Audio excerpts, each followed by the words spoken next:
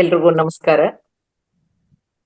ನನ್ನ ಆತ್ಮಗುರುಗಳಾದ ಬ್ರಹ್ಮರ್ಷಿ ಪಿತಾಮಹ ಸುಭಾಷ್ ಪತ್ರಿಜಿ ಅವರಿಗೆ ಕೃತಜ್ಞತಾ ಪೂರ್ವಕ ನಮನಗಳನ್ನ ಸಲ್ಲಿಸ್ತಾ, ನನಗೆ ಜನ್ಮ ಕೊಟ್ಟ ನನ್ನ ತಂದೆ ತಾಯಿಗಳಿಗೆ ಗೌರವಪೂರ್ವಕವಾದ ವಂದನೆಗಳನ್ನ ಸಲ್ಲಿಸ್ತಾ, ನನ್ನ ಗುರುಗಳಿಂದ ನಾನು ಧ್ಯಾನಾನುಭವ ಪೂರ್ವಕವಾಗಿ ಅರಿತ ಹಾಗೂ ಪತ್ರಿಸರು ಸೂಚಿಸಿದ ಗ್ರಂಥಗಳ ಮೂಲಕ ಸ್ವಾಧ್ಯಾಯದಲ್ಲಿ ಹಾಗೂ ಕುತೂಹಲದಿಂದ ಸಂಗ್ರಹಿಸಿರುವಂತ ಆಧ್ಯಾತ್ಮಿಕ ಅತೀಂದ್ರಿಯ ಅನುಭವ ಪೂರಿತ ಎಷ್ಟೋ ವಿಶೇಷ ವಿಚಾರಗಳನ್ನ ನಿಮ್ಗೆಲ್ಲ ತಿಳಿಸ್ತಾ ಬಂದಿದ್ದೀನಿ.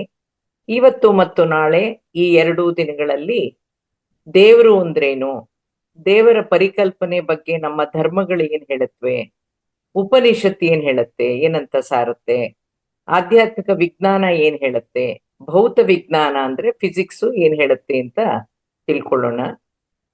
ಪತ್ರಿ ಸರ್ ನಮ್ಮೆಲ್ರಿಗೂನು my dear gods of Mysore, my dear gods of Shivamogga ಅಂತ ಸಂಬೋಧಿಸ್ತಾ ಇದ್ರು. ಆಗ ನನ್ನಲ್ಲಿ ಒಂದು ಪ್ರಶ್ನೆ ಮೂಡ್ತಾ ಇತ್ತು, ನಾವ್ ಹೇಗೆ ದೇವ್ರು ದೇವ್ರು ಅಂತಾರಲ್ಲ, ದೇವ್ರು ಅಂದ್ಮೇಲೆ ನಮ್ಗೆ ಯಾವ ಕಷ್ಟ ನಷ್ಟಗಳು ಬರಬಾರ್ದು, ನೋವುಗಳು ಬರಬಾರ್ದು, ಕಾಯಿಲೆಗಳು ಬರಬಾರ್ದಲ್ಲ ಅಂತ ಮೊದ್ಲಿಗೆ ಅನ್ನಿಸ್ತಾ ಇತ್ತು. ಆದ್ರೆ ಪತ್ರಿ ಸರ್ನ ಪ್ರಶ್ನಿಸೋ ಧೈರ್ಯನ ಮಾಡ್ಲಿಲ್ಲ ನಾನು. ಕ್ರಮೇಣ ಅರ್ಥ ಆಗ್ತಾ ಬಂತು. ಹಿಂದೂ ಧರ್ಮ ಗ್ರಂಥದಲ್ಲಿ ದೇವ್ರು ಅನ್ನೋ ಪದದ ಸಮಾನ ಅರ್ಥ ಪರಮಾತ್ಮ, ಭಗವಂತ, ಪರಬ್ರಹ್ಮ, ಬ್ರಹ್ಮನ್, ಭಗವಾನ್ ಅಂತ ಇದೆ.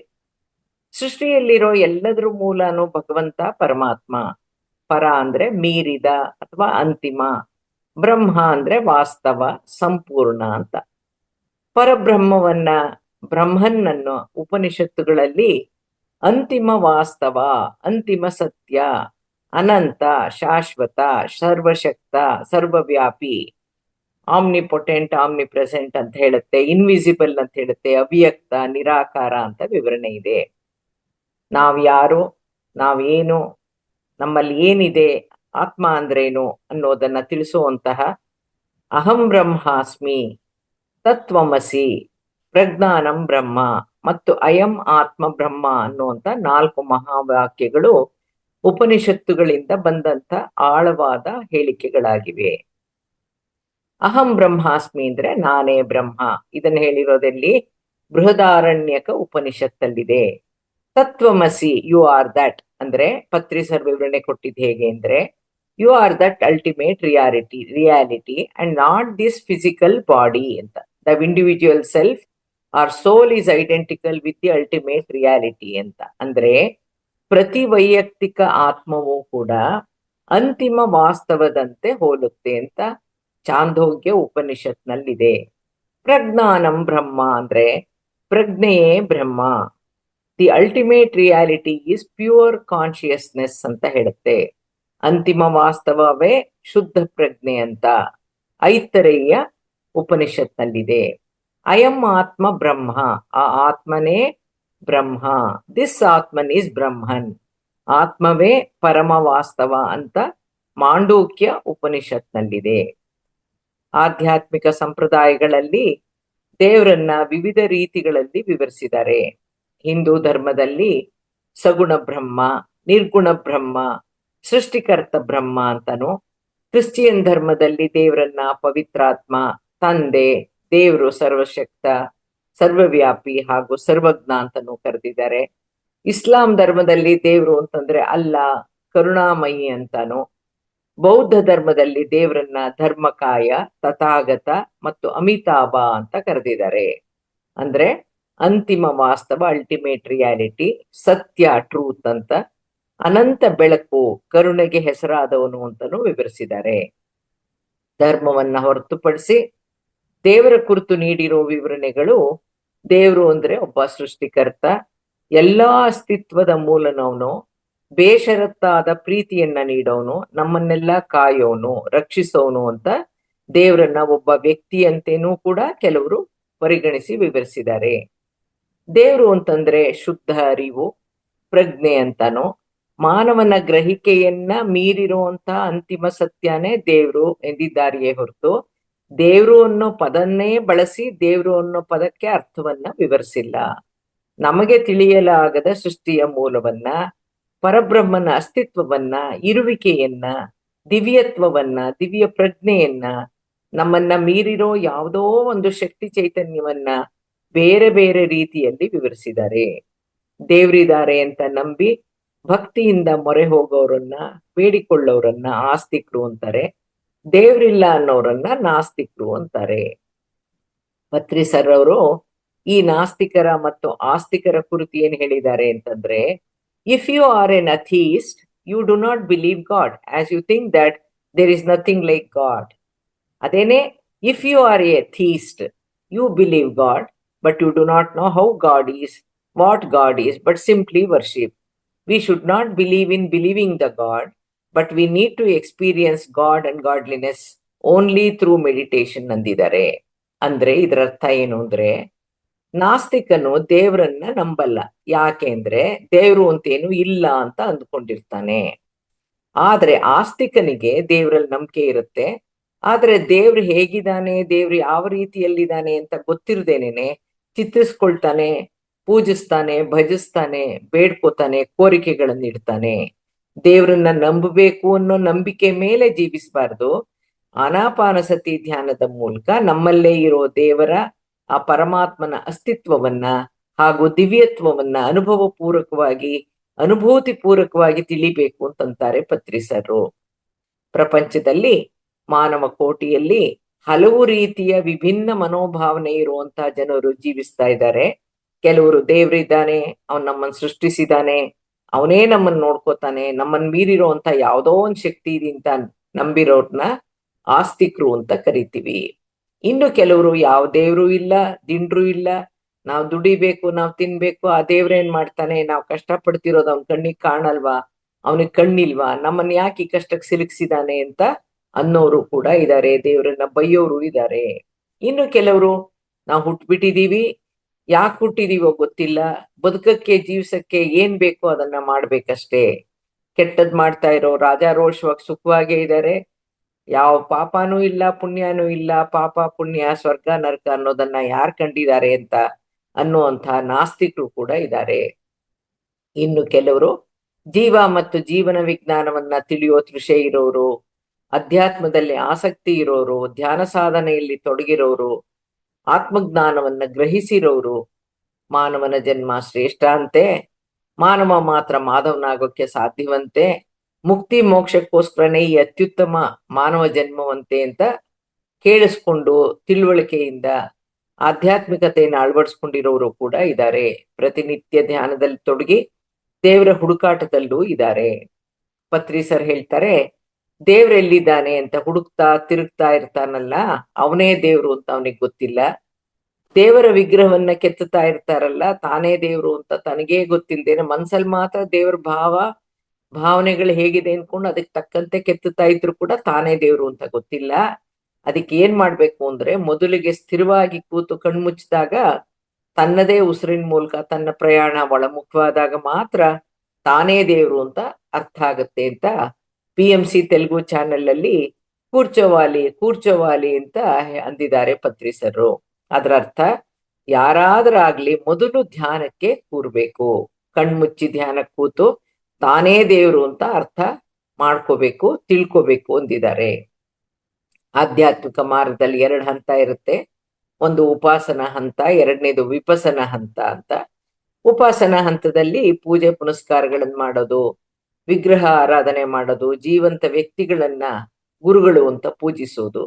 ವಿಪಸನ ಹಂತದಲ್ಲಿ ಆನಾಪಾನಸತಿ ಧ್ಯಾನದಲ್ಲಿ ತೊಡಗಿ ಸತ್ಯಗಳನ್ನ ತನ್ನ ದಿವ್ಯ ಚಕ್ಷುಗಳಿಂದಲೇ ವೀಕ್ಷಿಸಿ ತಿಳಿಯೋದು. ಈ ಆಧ್ಯಾತ್ಮಿಕ ಮಾರ್ಗಗಳ ಬಗ್ಗೆ ಅದರಲ್ಲಿರೋ ವಿವರಗಳನ್ನ ತಿಳಿಯೋದಾದ್ರೆ, ದೇವ್ರಿದಾನೆ ಅಂತ ನಂಬಿ ಅವನ್ ನೋಡ್ತಾ ಇರ್ತಾನೆ ಅನ್ನೋ ಭಯದಿಂದಾನೋ ಅವನನ್ನ ಪೂಜಿಸಿ ಅವನ ಮುಂದೆ ಕೋರಿಕೆಗಳನ್ನಿಡೋದು ಭಕ್ತಿ ಮಾರ್ಗ. ಪರಮಾತ್ಮನ ಅಂಶವೇ ನಾವು ಅಂಶಾತ್ಮಗಳು, ಈ ಆತ್ಮ ಸತ್ಯ, ಆತ್ಮ ಶಾಶ್ವತ ಅಂತ ತಿಳಿಯೋದು ಆತ್ಮಜ್ಞಾನ ಮಾರ್ಗ. ಈ ಆಧ್ಯಾತ್ಮಿಕ ಸತ್ಯವನ್ನ ನಾವೇ ಧ್ಯಾನದ ಮೂಲಕ ಅನುಭವ ಪೂರ್ವಕವಾಗಿ ತಿಳಿಯೋದು ಧ್ಯಾನ ಮಾರ್ಗ. ಆಧ್ಯಾತ್ಮಿಕ ಸತ್ಯಗಳನ್ನ ಸಜ್ಜನರಿಂದ, ಆತ್ಮಜ್ಞಾನಿಗಳಿಂದ, ಧ್ಯಾನ ಸಾಧಕರಿಂದ, ಅವರ ಅನುಭವಗಳಿಂದ, ಅವರ ಬಾಯಿಂದಾನೇ ತಿಳಿಯೋದು. ಅನುಭವಿಗಳು ಅವರ ಅನುಭವಗಳನ್ನು ಹಂಚಿಕೊಳ್ಳೋ ಜಾಗ ಸತ್ಸಂಗ. ಹಾಗಾಗಿ ಸಜ್ಜನ ಸಾಂಗತ್ಯದ ಮೂಲಕ ನಾವು ಜ್ಞಾನ ಪಡ್ಕೊಳ್ಳೋದು ಸತ್ಸಂಗ ಮಾರ್ಗ. ಆಧ್ಯಾತ್ಮಿಕ ಸತ್ಯವನ್ನ ಸಾಧಕರು, ಅನುಭವಿಗಳು ದಾಖಲಿಸಿರುವಂತಹ ಗ್ರಂಥಗಳ ಅಧ್ಯಯನದ ಮೂಲಕ ತಿಳಿಯೋದು ಸ್ವಾಧ್ಯಾಯ ಮಾರ್ಗ. ನಾವೇ ದೇವರು, ಆತ್ಮಸತ್ಯ, ಪುನರ್ಜನ್ಮ ಸತ್ಯ, ಕರ್ಮ ಸಿದ್ಧಾಂತ ಸತ್ಯ ಅನ್ನೋ ಸತ್ಯವನ್ನ ತಿಳ್ಕೊಂಡು ಸತ್ಯದಲ್ಲಿ ಜೀವಿಸೋದು, ಜೀವನ್ಮುಕ್ತಿಗಾಗಿ ಪ್ರಯತ್ನಿಸೋದು ಮುಕ್ತಿ ಮಾರ್ಗ. ಮಾನವ ಮಾಧವನಾಗಿ ಅಂತಿಮವಾಗಿ ಪರಮಾತ್ಮನ ಶಕ್ತಿ ಚೈತನ್ಯದಲ್ಲಿ ಲೀನವಾಗುವ ಉದ್ದೇಶದಿಂದ ಸಾಧನೆಯಲ್ಲಿ ತೊಡಗಿ ಪರಿಪೂರ್ಣ ಆತ್ಮ ವಿಜ್ಞಾನಿಯಾಗೋದು ಮೋಕ್ಷ ಮಾರ್ಗ. ಪತ್ರಿ ಸರ್ ರಚಿಸಿರುವಂತ PSSM ನ 18 ಗೈಡಿಂಗ್ ಪ್ರಿನ್ಸಿಪಲ್ಸ್ ನಲ್ಲಿ 14ನೇ ಮಾರ್ಗದರ್ಶಿ ಸೂತ್ರದಲ್ಲಿ ಉಪಾಸನಾ ಮಾರ್ಗ ನಿಷಿದ್ಧ, ಅಂದ್ರೆ no worship of idols, no worship of living masters ಅಂತ ಪತ್ರಿ ಸರ್ ಹೇಳಿದ್ದಾರೆ. ಉಪಾಸನ ಮಾರ್ಗದ ಪೂಜೆಗೂ ವಿಪಸನ ಮಾರ್ಗದ ಧ್ಯಾನಕ್ಕೂ ಇರುವಂತ 60ಕ್ಕೂ ಹೆಚ್ಚು ವ್ಯತ್ಯಾಸವನ್ನ ಇದೇ ವೇದಿಕೆಯಲ್ಲಿ ಹಾಗೂ PMC ಕನ್ನಡ ವಾಹಿನಿಯಲ್ಲಿ ಎಪಿಸೋಡ್ 9 ಮೂಲಕ ಕೊಟ್ಟಿದ್ದೀನಿ. ಆಲಿಸಲೇಬೇಕಾದಂತಹ ಸವಿವರವಾದ ವಿಡಿಯೋ ಅದು. ಇಂದಿನ ವಿಷಯಕ್ಕೆ ಆ ವಿಡಿಯೋ ಪೂರಕ, ದಯವಿಟ್ಟು ಆಲಿಸಿ. ನಮ್ಮ PSSM ನ ಧ್ಯೇಯೋದ್ದೇಶ ಕಾಯಕವೇ ಕೈಲಾಸ, ವರ್ಕ್ ಈಸ್ ವರ್ಷಿಪ್. ನಮ್ಮ ವಾಸ್ತವಕ್ಕೆ ನಾವೇ ಕಾರಣ ಅನ್ನೋದನ್ನ ತಿಳಿಸ್ಕೊಡೋದು, ಪರಮಾತ್ಮ ತತ್ವವನ್ನ ಅಳವಡಿಸ್ಕೊಳ್ಬೇಕು ಅಂತ ಹೇಳ್ಕೊಡೋದು ನಮ್ಮ ಕೆಲಸ, ನಮ್ಮ ಧ್ಯೇಯ. ಹಾಗಾದ್ರೆ ಇದೇನಿದು ಪರಮಾತ್ಮ ತತ್ವ ಅಂದ್ರೆ? ಪರಮಾತ್ಮನೊಂದಿಗೆ ನೇರ ಸಂಪರ್ಕ ಕಲ್ಪಿಸಿಕೊಳ್ಳಬಹುದಾದಂತಹ, ಆ ದಿವ್ಯ ಚೈತನ್ಯದೊಂದಿಗಿರಬಹುದಾದ ಆಧ್ಯಾತ್ಮಿಕ ವಿಜ್ಞಾನದ ಮೂಲವಾದ ಧ್ಯಾನದಲ್ಲಿ ಆನಾಪಾನಸತಿ ಧ್ಯಾನ ಸಾಧನೆಯಲ್ಲಿ ತೊಡಗೋದು, ಧ್ಯಾನ ಪ್ರಚಾರ ಮಾಡೋದು, ಆಧ್ಯಾತ್ಮಿಕ ಜ್ಞಾನ ಪ್ರಸಾರ ಮಾಡೋದೇ PSSM ನ ಪರಮಾತ್ಮ ತತ್ವ. ಪರಮಾತ್ಮ ತತ್ವವನ್ನು ಅಳವಡಿಸಿಕೊಳ್ಳೋದ್ರಿಂದ ಜೀವನದ ಸಕಲ ಸಮಸ್ಯೆಗಳು ನಿವಾರಣೆಯಾಗುತ್ತೆ. ಸಮಸ್ಯೆಗೆ ಕಾರಣವಾಗಿರುವಂತಹ ಕರ್ಮಗಳು ಕೂಡ ಸುಟ್ಟೋಗುತ್ತೆ. ಅದನ್ನೇ ಜ್ಞಾನಾಗ್ನಿ ದಗ್ಧ ಕರ್ಮಣಿ ಅಂತ ಹೇಳಿರೋದು ಶ್ರೀಕೃಷ್ಣ. ಆ ಪರಮಾತ್ಮನ ಜ್ಞಾನವು ಕರ್ಮಗಳಿಗೆ ಕಾರಣವಾಗಿರುವಂತಹ ಅಜ್ಞಾನವನ್ನ ಸುಟ್ಟಾಕತ್ತೆ ಅಂತ ಭಗವದ್ಗೀತೆಯ 4ನೇ ಅಧ್ಯಾಯದ 37ನೇ ಶ್ಲೋಕದಲ್ಲಿದೆ. ಅದನ್ನೇ ಪತ್ರಿಸರು ರೋಗದ ಮೂಲ ಪಾಪ, ಪಾಪದ ಮೂಲ ಅಜ್ಞಾನ, ಧ್ಯಾನದಿಂದ ಜ್ಞಾನ, ಜ್ಞಾನದಿಂದ ಮುಕ್ತಿ ಅಂದಿರೋದು. ಧ್ಯಾನದಿಂದ ಯಾವ್ಯಾವುದರಿಂದ ಮುಕ್ತಿ ಬಿಡುಗಡೆ ಹೊಂದಬಹುದು? ಅಜ್ಞಾನದ ಸ್ಥಿತಿಯಿಂದ ಬಿಡುಗಡೆ, ತಾಪತ್ರಯಗಳಿಂದ ಬಿಡುಗಡೆ, ದೇಹಕ್ಕೆ ಹಾಗೂ ಮನಸ್ಸಿಗೆ ಬುದ್ಧಿಗೆ ಬರೋ ಸಮಸ್ಯೆಗಳಿಂದ ಬಿಡುಗಡೆ, ಭವಬಂಧನಗಳಿಂದ ಬಿಡುಗಡೆ ಅಂದ್ರೆ ಸಂಸಾರ ಬಂಧನದಿಂದ ಬಿಡುಗಡೆ, ಹುಟ್ಟು ಸಾವಿನ ಚಕ್ರದಿಂದ ಬಿಡುಗಡೆ. ಇವೆಲ್ಲದರಿಂದ ಬಿಡುಗಡೆ ಆದಾಗ ಮಾನವ ಮಾಧವನಾದಾಗ ಮೋಕ್ಷ, ಮುಕ್ತಿ, ಮೋಕ್ಷ ಸಿಕ್ಕೋದು, ಪ್ರಾಪ್ತಿಯಾಗೋದು ಯಾವಾಗ ಅಂದ್ರೆ ಮಾನವ ಈ ಪರಮಾತ್ಮನ ತತ್ವವನ್ನ ಅಳವಡಿಸ್ಕೊಂಡಿದ್ರಿಂದಾನೇ ಹೊರತು ಪೂಜೆಗಳಿಂದಲ್ಲ, ವಿಗ್ರಹ ಆರಾಧನೆಗಳಿಂದಲ್ಲ, ದೇವರ ಫೋಟೋ ಇಟ್ಟು ಆರಾಧಿಸೋದ್ರಿಂದ ಖಂಡಿತ ಅಲ್ಲ ಅಂತ ಪತ್ರಿ ಸರ್ ಹೇಳಿದ್ದಾರೆ. ಪರಮಾತ್ಮನ ತತ್ವದ ಅಳವಡಿಕೆಯಿಂದ ನಮಗೂ ಪರಮಾತ್ಮನಿಗೂ ನೇರ ಸಂಪರ್ಕ ಸಾಧ್ಯವಾಗೋದ್ರಿಂದ ದೈವತ್ವದ ದೈವೀ ಶಕ್ತಿ ಚೈತನ್ಯದ ಅನುಭವ ಮತ್ತು ಅನುಭೂತಿ ಅರಿವಾಗಿ ಆತ್ಮಜ್ಞಾನ ಉಂಟಾಗಿ ಆತ್ಮ ವಿಕಸನ ಆಗುತ್ತೆ. ಪತ್ರಿ ಸರ್ ಒಂದು ಉದಾಹರಣೆ ಕೊಡ್ತಾ ಇದ್ರು. ಸಂಗೀತ ವಿದ್ವಾನ್ ಡಾಕ್ಟರ್ ಬಾಲಮುರಳಿ ಕೃಷ್ಣನ್ ಫೋಟೋಗೆ ಪೂಜೆ ಮಾಡಿದ್ರೆ ಸಂಗೀತ ಬರೋಲ್ಲ, ಸಂಗೀತ ವಿದ್ವಾನ್ ಆಗೋಕ್ಕಾಗೋಲ್ಲ. ತೆಂಡೂಲ್ಕರ್ನ ಕ್ರಿಕೆಟ್ ದೇವರು ಅಂತ ಪರಿಗಣಿಸಿ ಅವನ ಮೂರ್ತಿಗೆ ಪೂಜಿಸಿದ್ರೆ ಅಥವಾ ಅವನ ಹೆಸರನ್ನ ಜಪಿಸಿದ್ರೆ ಒಳ್ಳೆ ಬ್ಯಾಟರ್ ಆಗಕ್ಕಾಗೋಲ್ಲ. ಹಾಗೆ ನೀರಲ್ಲಿ ಬಿದ್ದು ಈಜೋ ವಿಜ್ಞಾನವನ್ನ ತಿಳ್ಕೊಂಡು ಅಭ್ಯಾಸ ಮಾಡಿದರೆ ಈಜು ಬರೋದು. ಸ್ಥಿರವಾಗಿ ಕೂತು ಶಿಸ್ತುಬದ್ಧವಾದ ಸಂಗೀತ ಅಭ್ಯಾಸದಿಂದಾನೇ ಸಂಗೀತ ಬರೋದು. ಹಾಗೆ ಪರಮಾತ್ಮನ ತತ್ವದ ಅಳವಡಿಕೆಯಿಂದಾನೇ ಹಲವು ರೀತಿಯ ಬಿಡುಗಡೆಗಳಾಗೋದು, ಆತ್ಮಜ್ಞಾನ ಲಭಿಸೋದು, ಮಾನವ ಮಾಧವನಾಗೋದು, ಮೋಕ್ಷ ಪ್ರಾಪ್ತಿ ಆಗೋದು. ಭಾರತದ ಅತ್ಯಮೂಲ್ಯ ಆಧ್ಯಾತ್ಮಿಕ ಗ್ರಂಥ ಅಂತ ಪರಿಗಣಿಸಿರೋ, ಇಡೀ ಪ್ರಪಂಚದಲ್ಲಿ ಎಲ್ರೂ ಇಟ್ಕೊಂಡಿರುವಂತಹ ಭಗವದ್ಗೀತೆಯಲ್ಲಿ ಮಾನವ ಅಂದ್ರೆ ಬರೀ ದೇಹ ಅಲ್ಲ, ದೇಹದ ಜೊತೆಗಿರೋ ಆತ್ಮ, ಮನಸ್ಸು ಮತ್ತು ಬುದ್ಧಿಯ ಸಮಾಗಮವೇ ಮಾನವ. ಈ ನಾಲ್ಕರ ಅಂದ್ರೆ ದೇಹ, ಆತ್ಮ, ಮನಸ್ಸು, ಬುದ್ಧಿಯ ಇವೆರಡು ನಾಲ್ಕುನು ಪರಸ್ಪರ ಹೊಂದಾಣಿಕೆಯಲ್ಲಿ ನಾವು ಜೀವಿಸ್ತಾ ಪ್ರಾಪಂಚಿಕ ಜೀವನ ಜ್ಞಾನದ ಜೊತೆಗೆ ಆತ್ಮಜ್ಞಾನಿಯಾಗಿ ಆಧ್ಯಾತ್ಮಿಕ ವಿಜ್ಞಾನಿಯಾಗಿ ಮುಕ್ತಿ ಮೋಕ್ಷ ಸಾಧಿಸೋದೇನೆ ಮಾನವನ ಅಂತಿಮ ಗುರಿ ಅಂತನೂ, ಇದಕ್ಕೆ ಮಾನವ ಜನ್ಮ ಅತ್ಯಂತ ಶ್ರೇಷ್ಠ ಅಂತನೂ ಭಗವದ್ಗೀತೆ ವಿವರಿಸಿದೆ. ಪರಬ್ರಹ್ಮ ವಿಜ್ಞಾನ ಅನ್ನೋ ಅದ್ಭುತ ಗ್ರಂಥದ ಕರ್ತೃವಾದ ಬ್ರಹ್ಮರ್ಷಿ ಗಂಗಾಧರ ಅವರು ಬರೆದಿದ್ದಾರೆ, ಸೃಷ್ಟಿಯ ಮೂಲ ಪರಬ್ರಹ್ಮ ಪ್ರಕಾಶ, ಅದರಲ್ಲಿ ಅಂತರ್ಗತವಾಗಿರೋದು ವಿಶ್ವ ಪ್ರಜ್ಞೆ, ದಿವ್ಯ ಪ್ರಜ್ಞೆ. ಈ ಜಗತ್ತನ್ನ, ಈ ಬ್ರಹ್ಮಾಂಡದಲ್ಲಿರೋ ಎಲ್ಲಾ ಚರಾಚರ ವಸ್ತುಗಳನ್ನ ವಿಶ್ವ ಪ್ರಜ್ಞೆಯಿಂದ ಸೃಷ್ಟಿಸಿ ಎಲ್ಲದರಲ್ಲೂ ವಿಶ್ವಶಕ್ತಿಯನ್ನ ತುಂಬಿರೋನು, ವಿಶ್ವಶಕ್ತಿ ಚೈತನ್ಯವು ಮಾನವನ ದೇಹದಲ್ಲಿ ಪ್ರವಹಿಸೋ ಹಾಗೆ, ಹರಿಯೋ ಹಾಗೆ ವ್ಯವಸ್ಥೆ ಮಾಡಿರೋನು ಒಬ್ಬನೇ ಒಬ್ಬ ದೇವ್ರು. ಅವನೇ ಸುಪ್ರೀಂ ಸೋಲ್, ಅವನೇ ಪರಬ್ರಹ್ಮ. ಈ ಪರಬ್ರಹ್ಮ ತೇಜೋರೂಪಿ. ಈ ದೇವರು ಸರ್ವಜ್ಞ, ಸರ್ವಶಕ್ತ ಹಾಗೂ ಸರ್ವವ್ಯಾಪಿ. ನಾವೆಲ್ಲರೂ ಈ ಪರಮಾತ್ಮನ ಅಂಶಾತ್ಮಗಳು, ದಿವ್ಯಾತ್ಮಗಳು. ನಮ್ಮಲ್ಲೂ ಕೂಡ ಅದೇ ಪರಮಾತ್ಮನ ದಿವ್ಯಾತ್ಮ ಇದೆ. ಹಾಗಾಗಿ ನಾವೆಲ್ಲರೂ ಈ ಜಗತ್ತಿನಲ್ಲಿ ಜೀವಿಸುವಂತ ದಿವ್ಯಾತ್ಮ ಸ್ವರೂಪಿಗಳು, ದಿವ್ಯಾಂಶ ಸಂಭೂತರು. ಅಂದ್ರೆ ನಾವು ಹ್ಯೂಮನ್ ಬೀಯಿಂಗ್ಸ್ ಕೂಡ ಹೌದು, ನಾವು ಸ್ಪಿರಿಚುವಲ್ ಬೀಯಿಂಗ್ಸ್ ಕೂಡ ಹೌದು ಅಂತ ಹೇಳಿದ್ದಾರೆ. ಆ ಭಗವಂತನ ದಿವ್ಯ ಶಕ್ತಿ ಚೈತನ್ಯ, ದಿವ್ಯ ಪ್ರಜ್ಞೆ ನಮ್ಮಲ್ಲಿ ಇಲ್ಲದೆ ಇದ್ದಿದ್ರೆ ನಾವೆಲ್ಲ ಕೂಡ ಬರೀ ಒಂದು ವಸ್ತುಗಳಾಗಿರ್ತಾ ಇದ್ವಿ, ಜಡವಸ್ತುಗಳಾಗಿರ್ತಿದ್ವಿ. ನಮ್ಮ ದೇಹದಲ್ಲಿ ಏನೇನು ಪ್ರಕ್ರಿಯೆಗಳು ನಡೀತಾ ಇದೆಯೋ ಅವೆಲ್ಲಾನು ನಡೀತಾ ಇರ್ಲಿಲ್ಲ. ನಮ್ಮಲ್ಲಿರುವಂತಹ ಜ್ಞಾನೇಂದ್ರಿಯ, ಕರ್ಮೇಂದ್ರಿಯಗಳು ಕೆಲಸ ಮಾಡ್ತಾ ಇರ್ಲಿಲ್ಲ ಅಂತ ತಿಳಿಸಿದ್ದಾರೆ. ನಮ್ಮ ಗುರುಗಳಾದ ಪತ್ರಿಸರು ಒಂದು ವ್ಯಾಖ್ಯಾನವನ್ನ ಆಗಾಗ್ಗೆ ಹೇಳ್ತಾ ಇದ್ರು. ಅದೇನು ಅಂದ್ರೆ, we are not only human beings to have spiritual experiences, we are also spiritual beings here to have human experiences ಅಂತ ಹೇಳ್ತಿದ್ರು. ಅಂದ್ರೆ ನಾವು ಆಧ್ಯಾತ್ಮಿಕ ಅನುಭವಗಳನ್ನ ಹೊಂದಕ್ಕೆ ಇಲ್ಲಿರೋ ಮಾನವರು ಮಾತ್ರ ಅಲ್ಲ, ನಾವು ಮೌಲಿಕವಾಗಿ ದೇವರುಗಳೇ ಆಗಿದ್ದು ಮಾನವರಾಗಿ ಈ ಭೂಮಿ ಮೇಲೆ ಅನುಭವಗಳನ್ನ ಹೊಂದಕ್ಕೋಸ್ಕರ ಬಂದಿದೀವಿ ಅಂತ ಕೂಡ ಹೇಳ್ತಾ ಇದ್ರು. ಪತ್ರಿಸರು ದೇವರು ಅನ್ನೋ ಪರಿಕಲ್ಪನೆಯನ್ನ ಹೇಗೆ ವಿವರಿಸಿದ್ದಾರೆ ಅಂದ್ರೆ, ಅದು ಅಲ್ಟಿಮೇಟ್ ಕಾನ್ಶಿಯಸ್ನೆಸ್ ಅಂತ ಹೇಳಿದ್ದಾರೆ. ಅಂದ್ರೆ ಅತ್ಯುನ್ನತ ದೈವಿಕ ಪ್ರಜ್ಞೆಯಾಗಿದ್ದು ಅದು ಸರ್ವಶಕ್ತ ಹಾಗೂ ಸರ್ವವ್ಯಾಪಿ ಅಂತ ಹೇಳಿದ್ದಾರೆ. ನಾವು ದೈವಿಕ ಪ್ರಜ್ಞೆಯೊಂದಿಗಿದ್ದಾಗ, ದಿವ್ಯ ಚೈತನ್ಯದಿಂದ ಕೂಡಿದ್ದಾಗ ನಾವು ದೇವ್ರ ತರಾನೇ, ಪರಮಾತ್ಮನಂತೇನೆ ನಾವು ಎಲ್ಲಾ ಕಡೆ ಇರ್ತೀವಿ, ಎಲ್ಲೆಡೆ ಇರ್ತೀವಿ. ಅದೇ ದೈಹಿಕ ಚೈತನ್ಯದೊಂದಿಗೆ ಮಾತ್ರ ಇದ್ದಾಗ, ನಾನು ದೇಹ ಮಾತ್ರ ಅನ್ನೋ ಪ್ರಜ್ಞೆಯೊಂದಿಗಿದ್ದಾಗ ಭೌತಿಕ ದೇಹದೊಂದಿಗೆ ಒಂದು ಕಡೆ ಮಾತ್ರ ಇರ್ತೀವಿ. ನಾವೆಲ್ಲರೂ ದಿವ್ಯ ಚೈತನ್ಯ ಸ್ವರೂಪಗಳು ಅನ್ನೋ ಅರಿವು ನಮ್ಮಲ್ಲಿ ಮೂಡಬೇಕು. ಅದನ್ನ ಒಂದು ವಿಡಿಯೋದಲ್ಲಿ ಹೇಳಿದ್ದಾರೆ. We are all divine gods with divine soul and divine mind. We are the sum of body, mind and soul. ಆ ಬಾಡಿ, ಮೈಂಡ್ ಅಂಡ್ ಸೋಲ್ ಅನ್ನ ಪದಗಳ ಮೊದಲನೇ ಅಕ್ಷರ ತಗೊಂಡು BMS ಅಂತ ಹೇಳ್ತಾರೆ. We are BMS on this earth plane. BMS ಅಂದ್ರೆ body, mind and soul. Through meditation, if you make your mind empty and if you drop your mind, you become BS ಅಂದ್ರೆ body, soul ಆಗ್ತೀರಾ.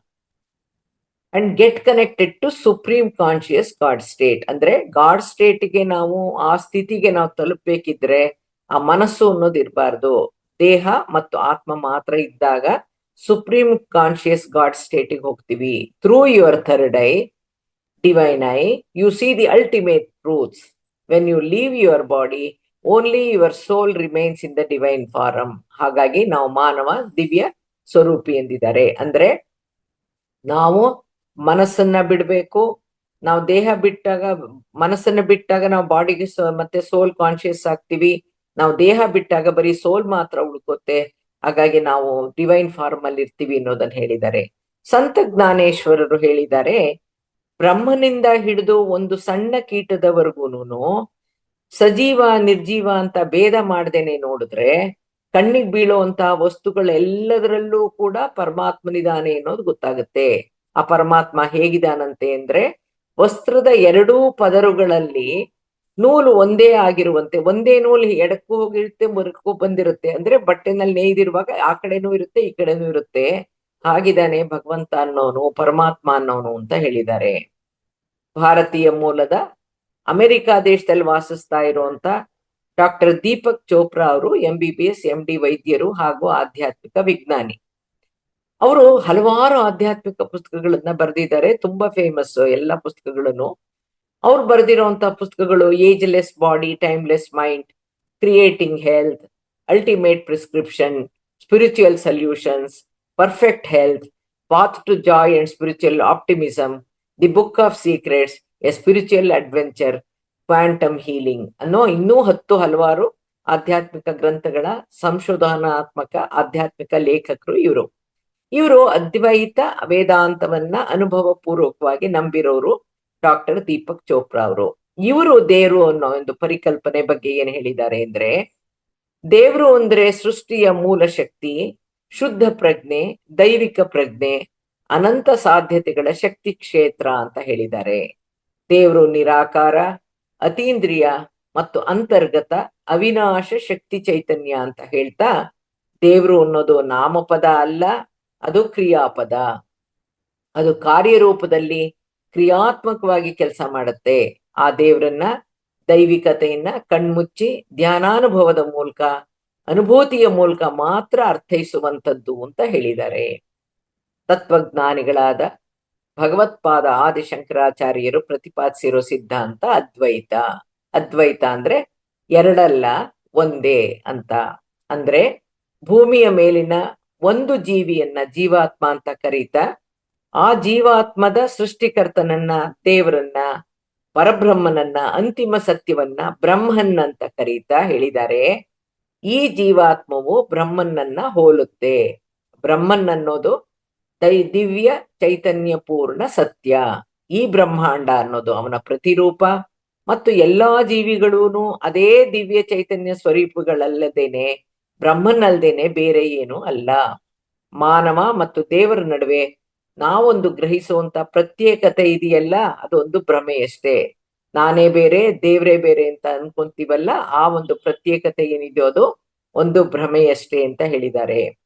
ನಾವೀಗ ವಿಜ್ಞಾನ ಯುಗದಲ್ಲಿದ್ದೀವಿ, ತಾಂತ್ರಿಕ ಯುಗದಲ್ಲಿದ್ದೀವಿ ಅಂತ ವಿಜ್ಞಾನದ ಪರಿಮಿತಿಯಲ್ಲಿ ಬಂದಿದ್ದನ್ ಮಾತ್ರ, ವೈಜ್ಞಾನಿಕವಾಗಿ ಸಾಬೀತಾಗಿದ್ ಮಾತ್ರ ಒಪ್ಪಿಕೊಳ್ಳೋದು ಅಂತ, ಇಂದ್ರಿಯಗಳಿಗೆ ಎಟಕದೇ ಇರುವಂತ ವಿಚಾರಗಳನ್ನ, ಅತೀಂದ್ರಿಯ ಅನುಭವಗಳನ್ನ ಹಾಗೂ ವಿಜ್ಞಾನದ ಪರಿಮಿತಿಯಲ್ಲಿ ಬರದೇ ಇರುವಂತ ಸೂಕ್ಷ್ಮ ವಿಚಾರಗಳನ್ನ, ಸತ್ಯಗಳನ್ನ ನಾವು ತಿರಸ್ಕರಿಸೋ ಹಾಗಿಲ್ಲ. ಅದು ನಮ್ಮ ಅನುಭವ. ನಮ್ಮ ಜೀವಕ್ಕೆ ಪ್ರಾಣಕ್ಕೆ ಸಂಬಂಧಿಸಿದಂಗೆ ನಮ್ಮ ದೇಹದಲ್ಲಿ ನಡೆಯೋ ಉಸಿರಾಟಕ್ಕೆ ಚಾಲನೆ ಈ ಮಾನವಜನ್ಯ ವಿಜ್ಞಾನ ಕೊಟ್ಟಿಲ್ಲ. ನಮ್ಮ ಹೃದಯದ ಲಯಬದ್ಧವಾದ ಬಡಿತವನ್ನ ವಿಜ್ಞಾನ ನಿಗದಿಪಡಿಸಿಲ್ಲ. ನಮ್ಮ ದೇಹದಲ್ಲಿ ಪ್ರವಹಿಸುವಂತ ಪ್ರಾಣಶಕ್ತಿ ಚೈತನ್ಯವನ್ನ, ಜೀವವನ್ನ ವೈದ್ಯಕೀಯ ವಿಜ್ಞಾನ ತುಂಬಿಲ್ಲ. ನಮ್ಮ ಜೀವ ಪ್ರಾಣವನ್ನ ರಕ್ಷಿಸೋದು, ನಮ್ಮನ್ನ ಜೀವಂತವಾಗಿಡೋದು ಪಂಚಭೂತ ತತ್ವಗಳಾದ ಗಾಳಿ ಮತ್ತು ನೀರು. ಆ ಗಾಳಿ ನೀರನ್ನು ಕೂಡ ವಿಜ್ಞಾನ ಸೃಷ್ಟಿಸಿಲ್ಲ. ಇವೆಲ್ಲವೂ ಇದೆ ಅಂತಂದ್ರೆ, ಜೀವನ ಬದುಕು ನಡೀತಾ ಇದೆ ಅಂತಂದ್ರೆ, ಇವೆಲ್ಲವೂ ಆ ಪರಮಾತ್ಮನ, ಪರಬ್ರಹ್ಮನ, ದೇವರ ಸೃಷ್ಟಿಯೇ ಆಗಿದ್ದು ಅದನ್ನ ಬಳಕೆ ಮಾಡ್ಕೋತಾ ಇದೀವಷ್ಟೇ. ಒಬ್ಬ ವ್ಯಕ್ತಿ ನಾಸ್ತಿಕನಾಗಿರ್ಲಿ ಅಥವಾ ಆಸ್ತಿಕನಾಗಿರ್ಲಿ, ಅವನು ಸೃಷ್ಟಿಯ ಒಂದು ಭಾಗ, ಪ್ರಕೃತಿಯ ಒಂದು ಭಾಗ. ಅವ್ರು ಉಸಿರಾಡೋ ಗಾಳಿ, ಬಳಸೋ ನೀರು, ಸೇವಿಸೋ ಆಹಾರ, ಅವ್ರ ದೇಹದಲ್ಲಿರುವಂತಹ ಶಾಖ ಮತ್ತು ಪ್ರಾಣ, ಆಕಾಶ ತತ್ವವು ಮಾನವನ ಸೃಷ್ಟಿಯಂತೂ ಅಲ್ಲ. ಇವೆಲ್ಲ ಅಸ್ತಿತ್ವದಲ್ಲಿರೋದು ಸಾಮಾನ್ಯ ವಿಜ್ಞಾನವನ್ನ ಮೀರಿದ, ವೈದ್ಯಕೀಯ ವಿಜ್ಞಾನವನ್ನ ಮೀರಿದ ಅತ್ಯುನ್ನತ ದೈವಿ ಪ್ರಜ್ಞೆಯಿಂದ. ಅತ್ಯುನ್ನತ ದೈವಿ ಪ್ರಜ್ಞೆ ಅಂದ್ರೆ ಸುಪ್ರೀಂ ಡಿವೈನ್ ಕಾನ್ಶಿಯಸ್ನೆಸ್ ನಿಂದ ನರನ ದೇಹಾರೋಗ್ಯ ಮತ್ತು ಪ್ರಾಣ ರಕ್ಷಣೆ ಮಾಡೋ ಪ್ರಯತ್ನ ಮಾಡೋದ್ರಿಂದ ವೈದ್ಯರನ್ನ ವೈದ್ಯೋ ನಾರಾಯಣೋ ಹರಿಹಿ ಅಂತ ಗೌರವಪೂರ್ವಕವಾಗಿ ನಾರಾಯಣನ್ಗೆ ಹೋಲಿಸಿದ್ದಾರೆ. ಆದರೆ ಅದೇ ಡಾಕ್ಟರು, ಸರ್ಜನ್ನು ಕೋಮಾ ಸ್ಥಿತಿಯಲ್ಲಿರೋ ವ್ಯಕ್ತಿಗೆ ಆಪರೇಷನ್ ಮಾಡದ್ಮೇಲೆ ಆ ರೋಗಿಯ ಸ್ಥಿತಿಯನ್ನ ರೋಗಿ ಕಡೆಯವ್ರಿಗೆ, ಸಂಬಂಧಿಗಳಿಗೆ ಹೇಗ್ ವಿವರಿಸ್ತಾರೆ? ನಾವು ಮಾಡೋ ಎಲ್ಲಾ ಪ್ರಯತ್ನವನ್ನು ಮಾಡಿದೀವಿ, ಆಪರೇಷನ್ ಅಂತೂ ಸಕ್ಸಸ್ ಆಗಿದೆ, ಒಳ್ಳೆ ಔಷಧಿಗಳನ್ನು ಕೊಟ್ಟಿದೀವಿ, ಇನ್ ಮಿಕ್ಕಿದ್ದು ನಮ್ ಕೈನಲ್ಲಿಲ್ಲ, the body has to respond ಅಂತಾನೋ, ಆ ದೇವರೇ ಕಾಪಾಡ್ಬೇಕು ಅಂತಲೋ ಆಕಾಶದ ಕಡೆ ನೋಡ್ತಾ ಕೈ ಮುಗಿತಾರೆ.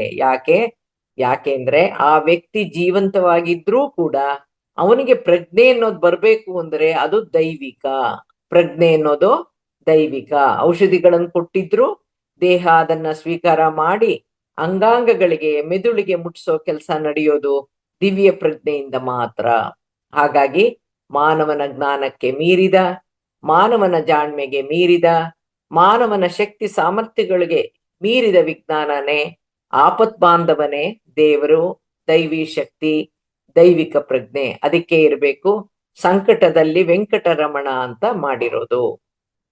ಈ ದೈವಿ ಪ್ರಜ್ಞೆಯ ಇರುವಿಕೆಯನ್ನ, ವಿಶೇಷತೆಯನ್ನ ಹೇಗೆ ಪ್ರಾಯೋಗಿಕವಾಗಿ ಸಂಶೋಧನಾ ವಿವರ ಸಹಿತವಾಗಿ ಪರಬ್ರಹ್ಮ ವಿಜ್ಞಾನ ಅನ್ನೋ ಗ್ರಂಥದಲ್ಲಿ ವಿವರಿಸಿದ್ದಾರೆ ಅಂದ್ರೆ, ಮಾನವನ ಒಂದು ಜೀವಕೋಶವನ್ನ, ಒಂದು ಸೆಲ್ಲನ್ನ ಎರಡು ಭಾಗಗಳಾಗಿ ವಿಂಗಡಿಸಿದಾಗ ಅದು ಬೀಜಕೋಶ ಮತ್ತು ಕೋಶ ದ್ರವ್ಯ ಅಂತ ಆಗತ್ತೆ. ಅಂದ್ರೆ ನ್ಯೂಕ್ಲಿಯಸ್ ಮತ್ತು ಸೈಟೋಪ್ಲಾಸಮ್ ಅಂತ ಆಗತ್ತೆ. ಆ ಬೀಜಕೋಶ ನ್ಯೂಕ್ಲಿಯಸ್ ನಲ್ಲಿ ತಳಿ ಮೂಲಾಂಶ ಡೈಆಕ್ಸಿ ರೈಬೋ ನ್ಯೂಕ್ಲಿಯಸ್ ಆಸಿಡ್ ಇರುತ್ತೆ. ಈ ಆಸಿಡ್ ಅನ್ನ ಶಾರ್ಟ್ ಫಾರ್ಮ್ ನಲ್ಲಿ DNA ಅಂತ ಕರೀತಾರೆ. ಈ ನ್ಯೂಕ್ಲಿಯಸ್ ನಲ್ಲಿರೋ ತಳಿ ಮೂಲಾಂಶವನ್ನ ಅಂದ್ರೆ DNA ನ ವಿಶ್ಲೇಷಿಸಿದಾಗ ಅದರಲ್ಲಿ ಏನೇನಿತ್ತಂತೆ ಅಂದ್ರೆ, ಅದರಲ್ಲಿ ಇಂಗಾಲ, ರಂಜಕ, ಸಸಾರಜನಕ, ಆಮ್ಲಜನಕ ಪರಮಾಣುಗಳು ಇತ್ತಂತೆ. ಅಂದ್ರೆ ಕಾರ್ಬನ್, ಸಲ್ಫರ್, ನೈಟ್ರೋಜನ್ ಮತ್ತು ಆಕ್ಸಿಜನ್ ಪರಮಾಣುಗಳ ಆಟಮ್ಸ್ ಇತ್ತಂತೆ. ಈ ಒಂದು ಪರಮಾಣುಗಳ ಸಂಯೋಗ ಇತ್ತು. ಇವು ಅವೇನ್ ಮಾಡತ್ತಂತೆ ಅಂದ್ರೆ, ಅವ ದೇಹದಲ್ಲಿರುವಂತ ರಚನಾ ಕಾರ್ಯವನ್ನ ಸೂತ್ರಬದ್ಧವಾಗಿ ಅವ್ಯಾಹತವಾಗಿ ಅಂದ್ರೆ ನಿರಂತರವಾಗಿ ನಡೆಸ್ತಾ ಇರುತ್ತೆ ಅಂತ ವಿಜ್ಞಾನಕ್ಕೆ ಗೊತ್ತಾಗಿದೆ, ಪ್ರೂವ್ ಆಗಿದೆ. ಇದೇ ಪರಮಾಣುಗಳನ್ನ ಅಂದ್ರೆ ಇದೇ ಕಾರ್ಬನ್, ಸಲ್ಫರ್, ನೈಟ್ರೋಜನ್ ಮತ್ತು ಆಕ್ಸಿಜನ್ ರಾಸಾಯನಿಕಗಳನ್ನ ಪ್ರಯೋಗಶಾಲೆಯಲ್ಲಿ ಮಿಶ್ರಣ ಮಾಡಿದಾಗ ಅವರಿಗೆ ಸಂಯುಕ್ತ ವಸ್ತುಗಳು ಸಿಗುತ್ತೆ ಹೊರತು, ಸಿಕ್ಕಿದ್ದು ಸಹಜವಾಗಿತ್ತೇ ಹೊರತು ಯಾವುದೇ ರಚನಾ ಕಾರ್ಯ ನಡೀಲಿಲ್ವಂತೆ. ಯಾಕೆಂದ್ರೆ ಮಿಶ್ರಣದಿಂದ ದೊರೆತ ಸಂಯುಕ್ತ ವಸ್ತುಗಳೆಲ್ಲವೂ ಪ್ರಜ್ಞಾರಹಿತವಾದ ಅಂದ್ರೆ ಪ್ರಜ್ಞೆ ಇಲ್ಲದ ಕೇವಲ ರಾಸಾಯನಿಕಗಳಾಗಿದ್ದವೇ ವಿನಃ ಇವುಗಳಲ್ಲಿ ಪ್ರಜ್ಞೆಯನ್ನ ವಿಜ್ಞಾನಿಗಳು ತುಂಬೋಕೆ ಸಾಧ್ಯವೂ ಇಲ್ಲ. ಪ್ರತಿಯೊಂದು ಜೀವಕೋಶದ ತಳಿ ಮೂಲಾಂಶದಲ್ಲಿ DNA ಪ್ರಜ್ಞೆಯ ಅಂಶ ಇದ್ರೆ ಮಾತ್ರ ಸ್ವಯಂ ಕಾರ್ಯಾಚರಣೆ, ಬೆಳವಣಿಗೆ, ರಚನಾ ಕಾರ್ಯ ಸಾಧ್ಯ. ಹೊಸ ಜೀವಿಯ ಸೃಷ್ಟಿ ಕಾರ್ಯ ಚಟುವಟಿಕೆಗಳು ಸಾಧ್ಯ, ಬೆಳವಣಿಗೆ ಸಾಧ್ಯ, ಅಂಗಾಂಗಗಳ ರೂಪುಗೊಳ್ಳುವಿಕೆ ಸಾಧ್ಯ. ಅಂದ್ರೆ ಅದರರ್ಥ DNA ನಲ್ಲಿರೋದು ರಾಸಾಯನಿಕಗಳು ಮಾತ್ರ ಆಗಿರದೇನೆ ಪ್ಲಸ್ ಇನ್ನೇನೋ ಕಾಣದ, ಗುರುತಿಸಲಾಗದ, ವಿಜ್ಞಾನದ ಪರಿಮಿತಿಗೆ ಬರದೇ ಇರುವಂತ ಯಾವುದೋ ದಿವ್ಯ ಶಕ್ತಿಯ ಪಾತ್ರ, ಪ್ರಕ್ರಿಯೆ, ಪ್ರೇರಣೆ, ಚಾಲನೆ ಅಲ್ಲಿದೆ ಅಂತ ಆಯ್ತು. ಅದೇ ಪರಮಾತ್ಮನ ದಿವ್ಯ ಶಕ್ತಿ ಚೈತನ್ಯ, ಡಿವೈನ್ ಎನರ್ಜಿ, ಡಿವೈನ್ ಕಾನ್ಶಿಯಸ್ನೆಸ್. ಮಾನವನಿಗೆ ಎಟಕದ, ಮಾನವ ಸೃಷ್ಟಿಸಲಾಗದ, ಭೌತ ರೂಪದಲ್ಲಿ ಇಲ್ಲದ ದಿವ್ಯ ಪ್ರಜ್ಞೆನೆ ಡಿವೈನ್ ಕಾನ್ಶಿಯಸ್ನೆಸ್ ಅಲ್ಲಿದೆ ಅನ್ನೋದು ಅನುಭವಕ್ಕೆ ಬಂತು. ಈ DNA ಪ್ರಜ್ಞೆಯನ್ನ ವೈದ್ಯಕೀಯ ವಿಜ್ಞಾನ ಪ್ರಯೋಗಾಲಯದಲ್ಲಿ ಕ್ರಿಯೇಟ್ ಮಾಡಕ್ಕೆ ಆಗೋಲ್ಲ. ಇದನ್ನೇ ಸುಪ್ರೀಂ ಡಿವೈನ್ ಕಾನ್ಶಿಯಸ್ನೆಸ್ ಅಂದಿರೋದು.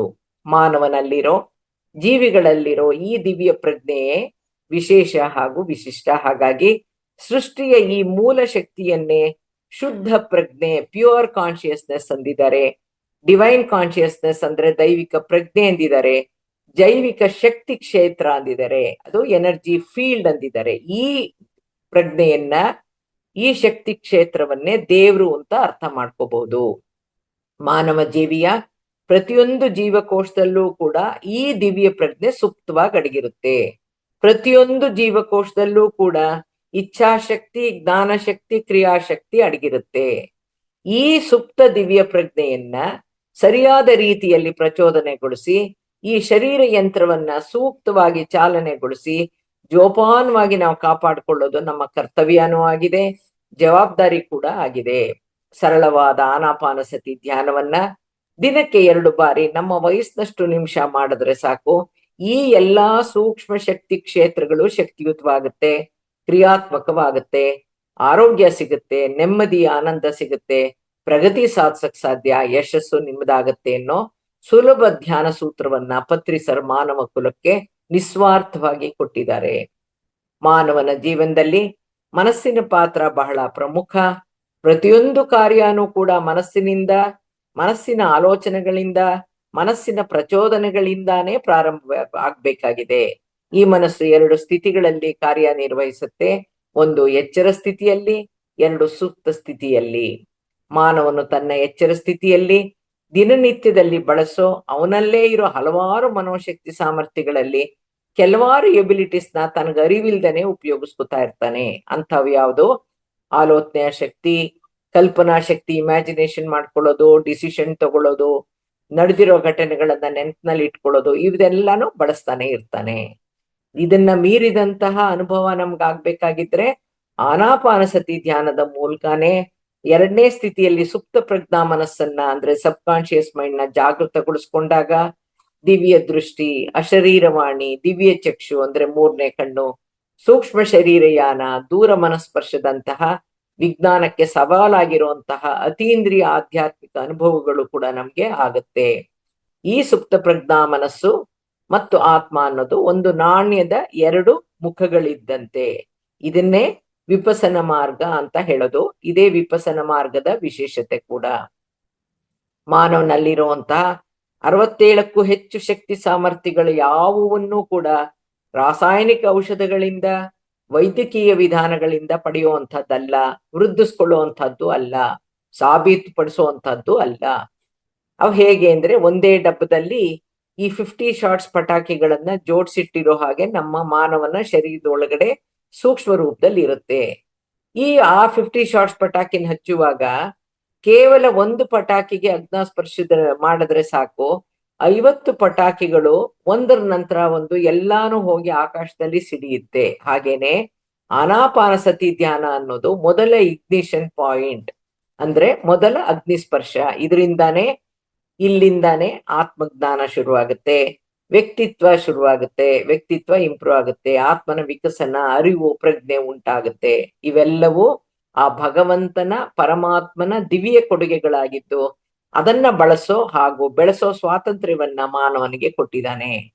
ಆ ಶಕ್ತಿ ಸಾಮರ್ಥ್ಯಗಳನ್ನ, ಸ್ವಾತಂತ್ರ್ಯಗಳನ್ನ ತಪ್ಪಾಗಿ ಬಳಸಿ ದುರುಪಯೋಗ ಪಡಿಸ್ಕೊಂಡು ಪಾಪ ಕರ್ಮಗಳನ್ನ ಸೇರಿಸಿಟ್ಕೊಂಡ್ರೆ ಆ ಕರ್ಮಗಳನ್ನ ಸವಸೋಕೆ, ತಪ್ಪುಗಳನ್ನ ತಿದ್ದುಕೊಳ್ಳೋಕೆ ಇದೇ ಕರ್ಮಭೂಮಿಗೆ ಮುಂದೆ ಬೇರೆ ದೇಹದೊಂದಿಗೆ ಬರಬೇಕಾಗಿರೋದನ್ನೇ ಪುನರ್ಜನ್ಮ ಅನ್ನೋದು.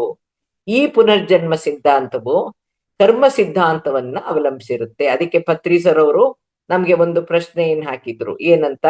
ಹೂ has created you, whether god are your own past karma ಅಂತ ಕೇಳಿ ನಂತರ ಅವರೇ ಹೇಳಿದ್ರು, we were first created by divine consciousness, very pure with zero balance of karma.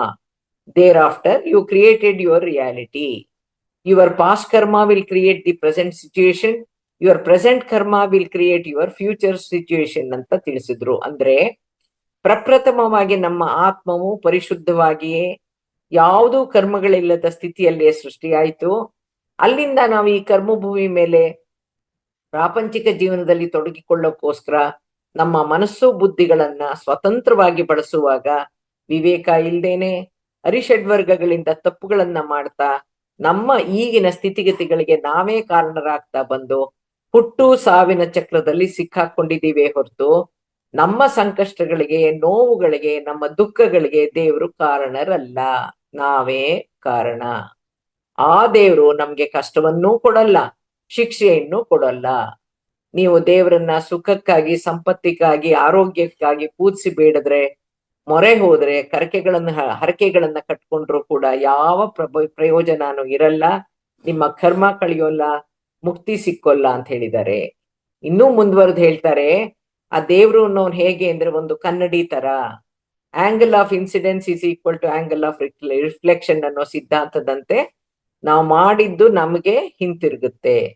ನಾವೇನ್ ಮಾಡಿದೀವಿ, ಯಾರಿಗೆ ನೋಯಿಸಿದೀವಿ, ನಮ್ಮಿಂದ ಆಗಿರುವಂತಹ ಒಳ್ಳೆಯ ಮತ್ತು ತಪ್ಪಾದ ಕರ್ಮಗಳ ದಾಖಲೆಯನ್ನ ಇಟ್ಟು ನಮಗೇ ತೋರಿಸೋ ವ್ಯವಸ್ಥೆಯಂತೂ ಸೃಷ್ಟಿಯಲ್ಲಿದೆ ಅಂತ ಪತ್ರಿ ಸರ್ ಹೇಳಿದ್ದಾರೆ. ಪತ್ರಿ ಸರ್ ಅವರ ಪಲ್ಸ್ ಆಫ್ ವಿಸ್ಡಮ್ ಅನ್ನೋ ವಿಡಿಯೋ ಒಂದರಲ್ಲಿ ತಿಳಿಸ್ತಾರೆ, Buddha has never use the word God anywhere. For Buddha there is no God, there is no Rama, no Krishna, no Brahma, Vishnu or Ishwara. There is only karma that operates our lifes ಅಂತ ತಿಳಿಸಿದ್ದಾರೆ. ಹಾಗಾಗಿ ಆಧ್ಯಾತ್ಮಿಕ ವಿಜ್ಞಾನ ಅಂದ್ರೆ spiritual science is essentially the law of karma, birth and rebirth, spiritual knowledge, perfection and enlightenment ಅಂತ ವಿವರಿಸಿದ್ದಾರೆ. ಈ ದೇಹ, ಆತ್ಮ, ಮನಸ್ಸು ಮತ್ತು ಬುದ್ಧಿಗಳ ಹೊಂದಾಣಿಕೆಯಲ್ಲೇ ಮಾನವನ ಪ್ರಾಪಂಚಿಕ ಜೀವನ ಹಾಗೂ ಆಧ್ಯಾತ್ಮಿಕ ಜೀವನ ಸಾಗ್ಬೇಕಿದೆ. ಈ ಎಲ್ಲಾ ಹೊಂದಾಣಿಕೆಯ ಫಲಾನೇ ಆತ್ಮನ ಕಲಿಕೆ, ಆತ್ಮಜ್ಞಾನ ಮತ್ತು ಅನುಭವ. ಆತ್ಮಗಳ ಉದ್ದೇಶಗಳ, ಕರ್ಮಗಳ, ಕಾರ್ಯಕಾರಣ ಸಂಬಂಧಗಳ, ಘಟನೆಗಳ ನೆನಪಿನ ದಾಖಲೆನೇ ಆಕಾಶಿಕ್ ರೆಕಾರ್ಡ್ಸ್. ಚಿತ್ರಗುಪ್ತನ ಕಡತ. ಅವನಿಗೆ ಯಾಕೆ ಚಿತ್ರಗುಪ್ತ ಅಂತ ಕರೀತಾರೆ? ಯಮನ ಅಸಿಸ್ಟೆಂಟ್ಗೆ ಅವನ ಹತ್ರ ಇಟ್ಕೊಂಡಿರೋ ಚಿತ್ರಗಳೆಲ್ಲಾನು ಗುಪ್ತ, ಅದಕ್ಕೋಸ್ಕರ ಅವನನ್ನ ಚಿತ್ರಗುಪ್ತ ಅಂತ ಕರೀತಾರೆ. ಇದು ಕೂಡ ಊರ್ಧ್ವ ಸ್ತರದಲ್ಲಿರೋ ಸೂಕ್ಷ್ಮ ಏಕೀಕೃತ ಶಕ್ತಿ ಕ್ಷೇತ್ರ, ಅಂದ್ರೆ ಯೂನಿಫೈಡ್ ಎನರ್ಜಿ ಫೀಲ್ಡ್, ಅಂದ್ರೆ ಎಲ್ಲಾ ಆತ್ಮಗಳ ವಿಚಾರ ಅಲ್ಲಿರುತ್ತೆ. ಆ ಚಿತ್ರಗುಪ್ತನ ಕಡತದ ಜೆರಾಕ್ಸ್ ಕಾಪಿನೇ ನಮ್ಮ ದೇಹದೊಂದಿಗಿರೋ ಸೂಕ್ಷ್ಮ ಕಾರಣ ಶರೀರ. ಇದು ಬ್ರಹ್ಮಾಂಡದಲ್ಲಿರೋ ಸೂಕ್ಷ್ಮ ರೂಪದಲ್ಲಿರೋ ಮಾನವನ ಕರ್ಮಕಾಂಡದ ದಾಖಲೆಯಾಗಿದ್ದು ಪ್ರತಿನಿತ್ಯ ಅಪ್ಡೇಟ್ ಆಗುವಂತಹ ಎಂಥ ದಿವ್ಯ ವ್ಯವಸ್ಥೆ ಇದೆ.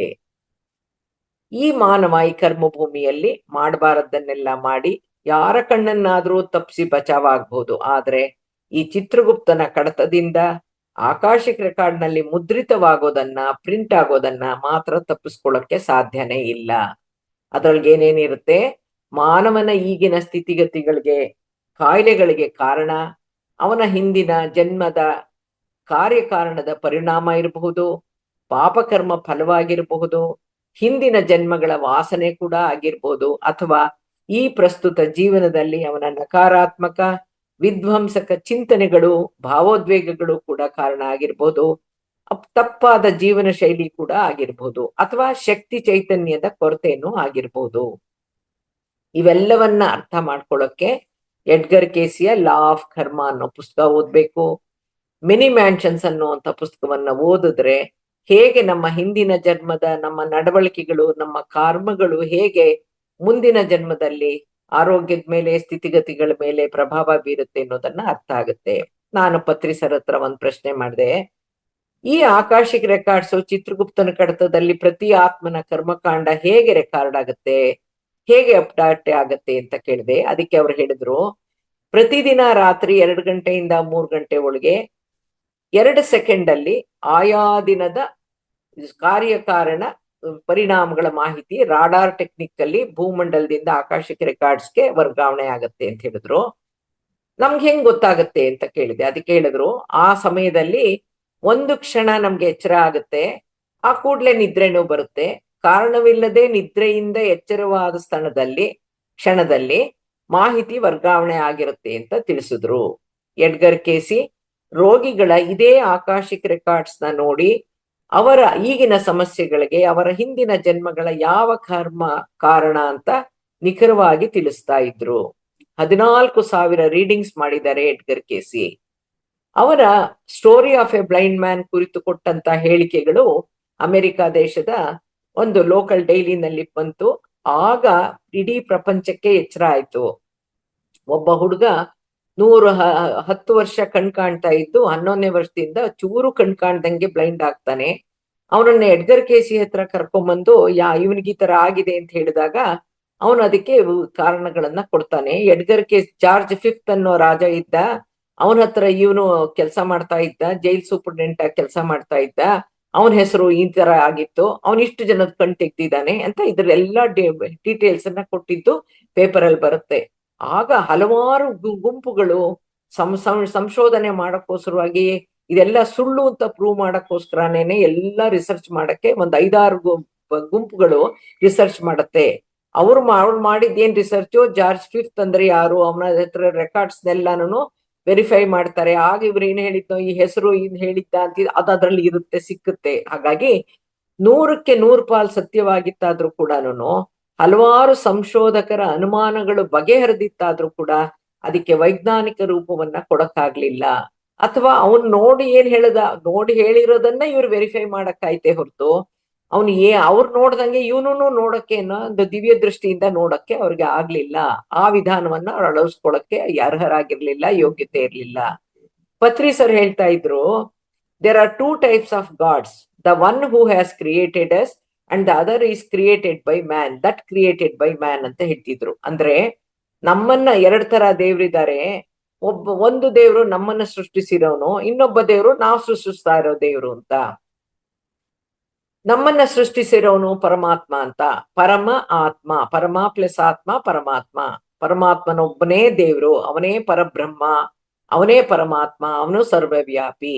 ಅವನಿಂದ ಸೃಷ್ಟಿಯಾಗಿರೋ ಅಂಶಾತ್ಮಗಳು ನಾವು. ಆತ್ಮ ಅಂದ್ರೇನೆ ಎನರ್ಜಿ, ಪರಮಾತ್ಮ ಅಂದ್ರೆ ಸುಪ್ರೀಂ ಎನರ್ಜಿ. ಮಾನವನಲ್ಲಿರುವಂತ ಇಚ್ಛಾಶಕ್ತಿ, ಕ್ರಿಯಾಶಕ್ತಿ, ಜ್ಞಾನಶಕ್ತಿಯ ಈ ಮೂರು ಕೂಡ, ಇಚ್ಛಾಶಕ್ತಿ, ಕ್ರಿಯಾಶಕ್ತಿ ಮತ್ತು ಜ್ಞಾನಶಕ್ತಿ ಅನ್ನೋದು ಪರಮಾತ್ಮನ ಅಂಶನೇ. ಹಾಗಾಗಿ ನಾವು ದೇವರುಗಳೇ. ಅದೇ ನಾವು ಸೃಷ್ಟಿಸಿರೋ ದೇವರುಗಳು, ವಿಗ್ರಹಗಳು ನಮ್ಗೆ ಶಕ್ತಿಯನ್ನಾಗ್ಲಿ ಮುಕ್ತಿಯನ್ನಾಗ್ಲಿ ಕೊಡಕ್ಕೆ ಸಾಧ್ಯವಿಲ್ಲ ಅಂತ ಪತ್ರಿ ಸರ್ ಹೇಳಿದ್ದಾರೆ. ಮಕ್ಕಳನ್ನ ಯಾಕೆ ದೇವ್ರಿಗೆ ಸಮಾನ ಅಂತ ಕರೀತಾರೆ ಅಂತ ಒಂದು ಪ್ರಶ್ನೆ ಕೇಳಿದೆ ನಾನು. ಆಗ ಪತ್ರಿ ಸರ್ ಹೇಳಿದ್ದೇನೆಂದ್ರೆ, ಮಕ್ಕಳು ಮಾತ್ರ ದೇವರಿಗೆ ಸಮಾನ ಅಲ್ಲ, ಮಾನವರೆಲ್ಲರೂ ಕೂಡ ದೇವರಿಗೆ ಸಮಾನಾನೇ. ಆದ್ರೆ ಮತ್ತೊಂದು ವಿಶೇಷ ಕಾರಣಕ್ಕೋಸ್ಕರ ಮಕ್ಕಳನ್ನ ದೇವ್ರು ಅಂತ ಪರಿಗಣಿಸಿರೋದು ಅಂತ ಹೇಳಿದ್ರು. ಯಾಕೆ ಅಂದ್ರೆ ಆ ಮಕ್ಕಳ ಮೊದಲ 7 ವರ್ಷದವರೆಗೂ ಅವರ ಪೂರ್ಣಾತ್ಮನ ಸೂಪರ್ವಿಷನ್ ನಲ್ಲಿ ಇರುತ್ತವೆ, ಪೂರ್ಣಾತ್ಮನ ಸಂಪರ್ಕದಲ್ಲೇ ಇರುತ್ತವೆ. ಮಕ್ಕಳ ದಿವ್ಯ ಚಕ್ಷು ತೆರೆದೇ ಇರುತ್ತೆ, ಅವ್ರದೇ ಆದಂತ ಆನಂದದ ಸ್ಥಿತಿಯಲ್ಲಿ ಇರ್ತಾರೆ, ಶುದ್ಧ ಪ್ರಜ್ಞೆಯಲ್ಲಿ ಜೀವಿಸ್ತಾ ಇರುತ್ತಾರೆ. ಅವಕ್ಕೆ ತಮ್ಮ ಹಿಂದಿನ ಜನ್ಮಗಳ ಬಗ್ಗೆ ಗೊತ್ತಿರುತ್ತೆ, ತಮ್ಮ ಈಗಿನ ಹುಟ್ಟಿನ ಉದ್ದೇಶದ ಬಗ್ಗೆ, ಊರ್ಧ್ವ ಲೋಕಗಳ ಬಗ್ಗೆ ಜ್ಞಾನ ಇರುತ್ತೆ.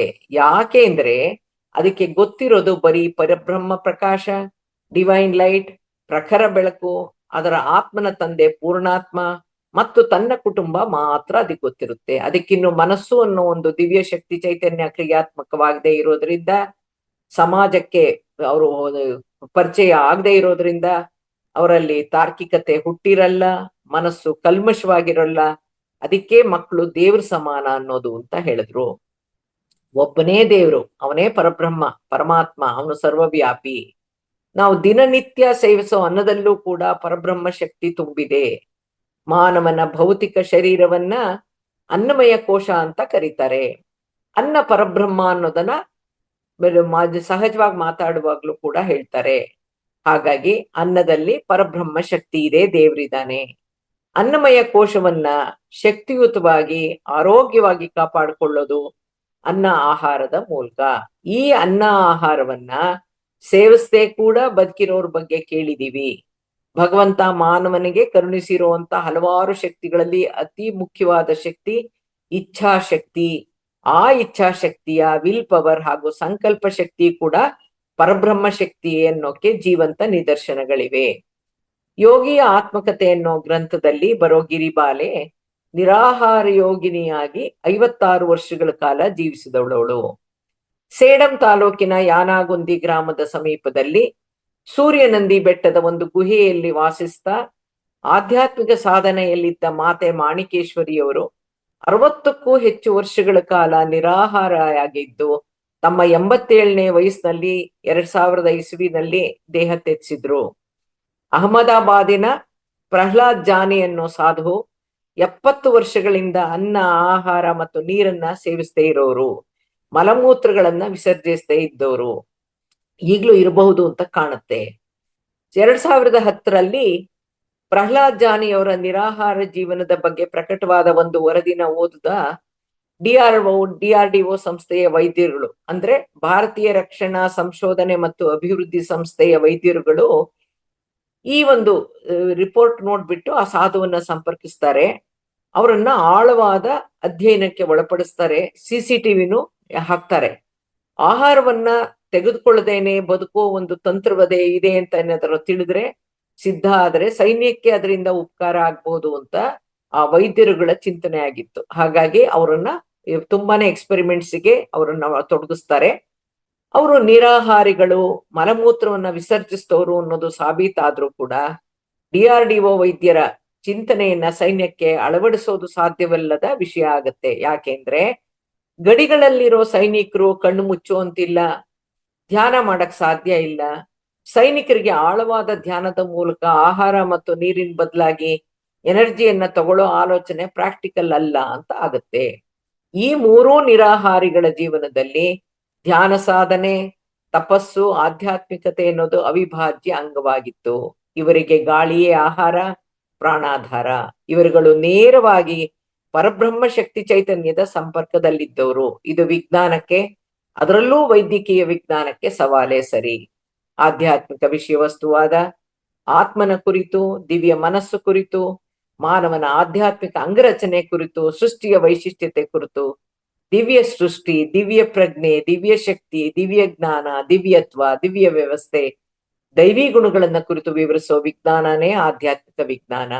ಈ ದಿವ್ಯತ್ವದ ಬಗ್ಗೆ, ಡಿವಿನಿಟಿ ಬಗ್ಗೆ, ಆತ್ಮ ವಿಕಸನದ ಹಂತಗಳ ಬಗ್ಗೆ ತಿಳಿಸ್ಕೊಡೋ ವಿಜ್ಞಾನನೇ ಆಧ್ಯಾತ್ಮಿಕ ಶಾಸ್ತ್ರ.